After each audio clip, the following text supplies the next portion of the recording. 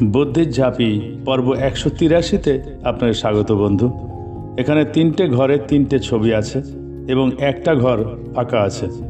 1, 2, 3 পরপর 3টে ছবি থেকে একটা করে অক্ষর নিয়ে একটা অর্থপূর্ণ শব্দ বানাতে হবে, যেটা বসবে চতুর্থ ঘরটায়, যা আপনি নিশ্চয় পারবেন। আপনি ভাবার জন্যে 20 সেকেন্ড সময় পাবেন। তারপর আপনি আপনার উত্তর কমেন্ট বক্সে লিখে দিন। আপনার সময় শুরু হচ্ছে এখন।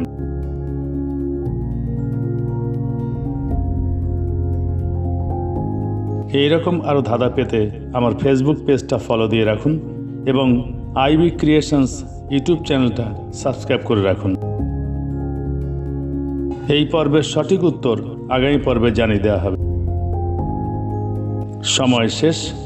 পর্ব 182-র উত্তর টগর। পরবর্তী ধাঁধার আসর বুদ্ধির ঝাঁপিতে আপনার সঙ্গে আবার দেখা হবে। ধন্যবাদ।